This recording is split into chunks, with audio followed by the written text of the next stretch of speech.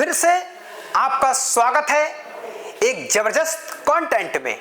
मैं कुहू infrastructure private limited company का founder and CEO.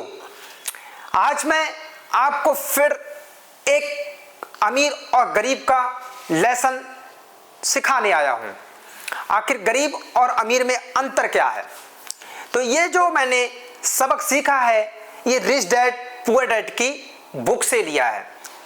इसमें जो रॉबर्ट कियोसाकी हैं, इन्होंने जो लिखा है, एक अमीर डैडी और एक गरीब डैडी, दोनों को एक काल्पनिक कथा बना करके और बहुत ही बढ़िया करके समझाने की कोशिश की है।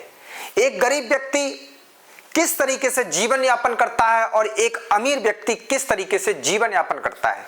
इन्होंने अमीर और गरीब के लिए कुछ भी अलग नहीं कहा है। बोले अमीर और गरीब कुछ अलग नहीं है, वट एक विचारधारा है। कोई पैसे को इन्होंने ना गरीबी से तोला है, ना किसी बहुत ज्यादा प्रोफेशनल व्यक्ति को गरीबी से अमीरी से तोला है। इन्होंने बस उस विचारधारा को तोला है जो गरीब और अमीर के मस्तिष्क में बसती है। तो पहला उन्होंने जो सबक दिया है, अमीर लोग पैसे के लिए काम नहीं करते हैं। अमीर लोग कभी भी पैसे के लिए काम नहीं करते हैं और गरीब लोग हमेशा पैसे के लिए काम करते हैं। इसीलिए गरीब लोग हमेशा जॉब की तलाश में रहते हैं और कितनी सैलरी मिलेगी इस पर विचार करते हैं, क्या इंसेंटिव मिलेगा इस पर विचार करते हैं, कितनी मेहनत करने का उसका बदले में क्या मिलेगा उस पर विचार करते हैं। लेकिन अमीर लोग हमेशा अपनी वेल्थ पे काम करते हैं, अपनी वेल्थ क्रिएट करते हैं, अपनी वैल्यूएशन बढ़ाने पे काम करते हैं और जीवन में वो पैसे के बारे में कुछ सीखने पर काम करते हैं। गरीब लोग हमेशा संपत्ति इकट्ठा करने पे काम करते हैं, अमीर लोग हमेशा संपत्ति इकट्ठा करने पे काम करते हैं और गरीब लोग लायबिलिटियों में फंसते चले जाते हैं। दूसरा सबक, पैसे की समझ क्यों सिखाई जानी चाहिए। हमको पैसे की समझ हमेशा सीखते रहने चाहिए और अपने फैमिली को हमेशा सिखाए जाना चाहिए। बचपन से ही हमको पैसे की समझ होनी चाहिए। पैसे की समझ मैंने इससे पहली वाली वीडियो में भी थोड़ी सी समझाने की कोशिश करी थी कि हमारा जो बर्तन है वो इतना बड़ा होना चाहिए कि उससे पैसा कभी बाहर ना निकले। अगर उससे बाहर निकल गया पैसा तो वो लायबिलिटियों में चला जाएगा या कहीं दूसरी जगह पर ऐसी जगह चला जाएगा जिससे कोई वेल्थ क्रिएशन नहीं हो पाएगी। तो जो पैसा है वो हमें उसकी वैल्यू रखनी चाहिए, हमको इन्वेस्टमेंट करना चाहिए, कहाँ पैसा लगाना है इसको पूरी तरीके से समझना चाहिए। और तीसरा जो सबक है, अपने काम से काम रखो। चाहे कोई भी कुछ भी कह रहा है, हो सकता है कि आपका जो समझने के लिए लोगों के पास में इस तरीके की सोच ना हो। आज जैसे बांस का पेड़ होता है वो 1-2 साल तक कुछ भी अंकुरित ही होकर रह जाता है, लेकिन लोग उसको नहीं समझ पाते हैं और 5 साल के बाद में ऊंचाइयों पे पहुंचता है। ऐसे ही हमारे बारे में कंपाउंडिंग का जो फार्मूला होता है, जैसे हम इन्वेस्टमेंट करते हैं तो कुछ समय तक हमको रिटर्न उसमें नहीं दिखेंगे। लोग कहेंगे गलत जगह पैसा लगा दिया। जैसे कोई बिजनेस कर रहे हैं, बिजनेस आपको तुरंत से रिटर्न नहीं दे रही है, लेकिन व्यापार करने की सोच रहे हैं वो रिटर्न नहीं दे रही है, तो लोग आपको कहेंगे क्या व्यापार करने चला था, इससे तो बढ़िया जॉब कर लेता। हमारे पड़ोसी की गुप्ता जी के जो लड़का है देखो क्या जॉब कर रहे हैं और कैसे अपनी जो है लाइफ यापन कर रहे हैं। और आपका जो बिजनेस माइंडसेट है या इन्वेस्टमेंट माइंडसेट है उसको सामने वाला नहीं समझ सकता है, तो उसके लिए क्या है, वो लॉन्ग टर्म में रिटर्न आएगा लेकिन कंपाउंडिंग होके आएगा वो। इस वजह से हमें अपने काम से काम रखना चाहिए। तीसरा, टैक्स का इतिहास और कॉर्पोरेशन की ताकत। अच्छा ये क्या है? अच्छा, ये गरीब आदमी होता है वो ज्यादातर क्या करता है, वो जॉब करता है, नौकरी करता है, उससे पैसा कमाता है, उसमें वो टैक्स में देता रहता है। गरीब आदमी क्या करेगा, पैसा बचा करके ज्यादा में ज्यादा घर खरीद लेगा। उसको संपत्ति और दायित्व में अंतर मालूम नहीं होता है। वो घर खरीद लेगा, फिर उसके ऊपर जो है रजिस्ट्री टैक्स देगा, उसके बाद में सेल्स टैक्स देगा, उसके बाद उसको कॉर्पोरेट टैक्स देगा, उसके बाद में उसमें जो है जब वो रेंट पे देगा तो उस पर टैक्स देगा। इस तरीके से वो टैक्स देता रहता है अपनी लाइफ में। और दूसरा जब सैलरी उसकी इंक्रीज होती है, इनकम टैक्स के दायरे में आता है, फिर वो वहां से टैक्स देता रहता है। अच्छा, अमीर व्यक्ति जो हमेशा अपनी वेल्थ पर, अपने इन्वेस्टमेंट पर हमेशा वो तैयार रहता है, इन्वेस्टमेंट करता रहता है और इन्वेस्टमेंट बार बार करता रहता है, इसलिए उसकी वेल्थ क्रिएशन होती रहती है और उस पर टैक्स कम पड़ते हैं या वो टैक्स से बच जाते हैं। अमीर लोग पैसे का आविष्कार करते हैं, वो पैसे को बनाना जानते हैं। अमीर लोगों की एक समझ होती है कि पैसा कैसे बनता है, वो पैसा कैसे बनता है। वो छोटी छोटी सेविंग्स करते हैं और सेविंग करके उसको इन्वेस्ट करते हैं, सेविंग करते हैं फिर इन्वेस्ट करते हैं, सेविंग करते हैं फिर इन्वेस्ट करते हैं और उस पैसे को कई जगह डाइवर्सिफाई करके और इन्वेस्टमेंट करके अपनी एक वेल्थ क्रिएशन कर लेते हैं। अच्छा, मैं आपको एक आंकड़ा देना चाहता हूं।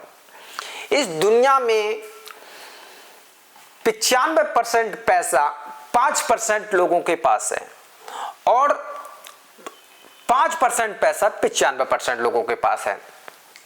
मगर ये 5% पैसा अगर हम 95% लोगों को बांट दें, ये 5% पैसा अगर हम 95% लोगों को बांट दें तो बहुत ज्यादा समृद्ध हो जाएगा ये दुनिया। लेकिन अगर 2-4 साल या 5 साल में देखेंगे तो ये जो 95% पैसा है ये दोबारा से उन लोगों के पास पहुंच जाएगा जिन 5% लोगों के पास पैसा था। अमीर लोगों को पैसे की समझ है, वो अपनी वेल्थ पर काम करते हैं। अगर आप देखते होंगे, मान लिया कोई एलन मस्क है या वॉरेन बफेट है या फिर जो है बिल गेट्स है या फिर मुकेश अंबानी है या आपके जो है गौतम भाई अडानी है, इस तरीके के लोग, ऐसा नहीं है कि ये पैसा कमाते हैं, प्रोडक्ट बेचते हैं, फिर सैलरी लेते हैं, फिर उसको इन्वेस्ट करते हैं, फिर उसके बाद उससे पैसा कमाते हैं, फिर वो इन्वेस्ट करते हैं। नहीं, उन्होंने एक वैल्यूएबल कंपनी के वो फाउंडर हैं, वैल्यूएबल कंपनी के शेयर होल्डर हैं वो, तो उस कंपनी की वेल्थ बढ़ाते हैं, उस पर वर्क करते हैं, इसकी वैल्यूएशन कैसे बढ़े। तो जैसे ही कंपनी की वैल्यूएशन बढ़ती है, जैसे ही वेल्थ बढ़ती है, उस तरीके से पैसा की वैल्यू बढ़ती है। तो हम उस कंपनी के शेयर होल्डर हैं तो हमारी भी वेल्थ बढ़ती है। इस तरीके से, ऐसा नहीं है प्रोडक्ट बेच करके इतना पैसा कमा रहे हैं, वो तो एक नेटवर्थ में से उनका जो नेटवर्थ होती है वो अलग पार्ट है, लेकिन उनकी जो वैल्यूएशन जो बढ़ रही है कंपनी की, उसके हिसाब से उनकी नेटवर्थ बढ़ती है, वो अलग चीज हो गई। प्रोडक्ट बेच करके जो मार्जिन कमाया वो अलग पार्ट हो गया। ऐसे सीखने के लिए काम करें, पैसे के लिए काम ना करें। ये रॉबर्ट कियोसाकी ने जो छठा सबक दिया है कि हम लोग हमेशा सीखने पे काम करें, पैसे के लिए काम ना करें। हमेशा हमारा क्या होता है दैट कि ये कुछ लोग क्या होते हैं कि इसमें कितनी इनकम हो रही है, कितना वो है, ये पार्ट। अच्छा, जो अमीर लोग होते हैं वो ये देखते हैं इससे मुझे सीखने को क्या मिल रहा है, आगे मैं इसमें कैसे वेल्थ क्रिएशन कर पाऊंगा, कैसे फ्रेमवर्क बना पाऊंगा बिजनेस के, कैसे मैं चार्ट फ्लो बना पाऊंगा। इस तरीके से हम बिजनेस को समझने की कोशिश करते हैं। अच्छा, गरीब लोग क्या होता है, वो हमेशा अपने क्या सैलरी आई, उसके बाद में वो बच्चों की फीस पे कर दी, उसके बाद बच्चों को घुमाने ले गए, रेस्टोरेंट ले गए, मूवी दिखाने ले गए, उसके बाद जो बचा कुचा पैसा वो सारा महीने की 10 तारीख तक निपट जाता है और फिर 10 से लेकर के और 30 तारीख तक क्या करते हैं, 10 से 30 तारीख तक उस पैसे के लिए हम क्रेडिट कार्डों के भुगतान करते रहते हैं और क्रेडिट कार्ड से हम खर्चा करते रहते हैं और लास्ट में जाकर के फिर सैलरी मिलती है तो आधा पैसा तो क्रेडिट कार्ड में पे हो जाता है और उसके बाद में हम लोग उस पैसे को जो है फिर भूल जाता है। अगर हाँ कुछ लगता भी है तो हम फिर बची हुई सेविंग को भी इन्वेस्टमेंट कहाँ करते हैं, मकान खरीद लेते हैं, मकान में इन्वेस्टमेंट करते हैं। भैया आपको एक बात बता दूं, ये मकान जो आप देख रहे हो ये आपकी संपत्ति नहीं है। संपत्ति और दायित्व में हमें अंतर स्पष्ट करना पड़ेगा। माइक के पिताजी, गरीब पिताजी से इसी बात पे बहस होती रहती थी क्योंकि माइक के पिताजी ने एक बहुत बड़ा घर ले रखा था, वो बहुत बड़े अधिकारी थे, उन्होंने एक घर ले रखा था। तो घर के क्या हुआ, उसकी ईएमआई देने में उनकी आधी सैलरी चली जाती थी, तो वो उसको कहते मैंने इतनी बड़ी संपत्ति जोड़ ली। लेकिन माइक की, रॉबर्ट की जो बुक में माइक और माइक के गरीब पिता की हमेशा इसी बात पे बहस होती थी कि ये आपकी संपत्ति नहीं है।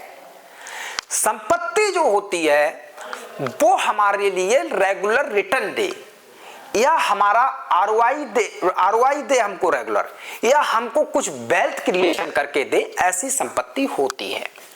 इस तरीके से बहुत अच्छा करके इस बुक में समझाया गया है। सभी लोग अपने बच्चों को इस बुक को जरूर पढ़ाने की कोशिश करें। इस तरह की वीडियो देखने के लिए मेरे चैनल को लाइक कीजिए, कमेंट कीजिए, सब्सक्राइब कीजिए।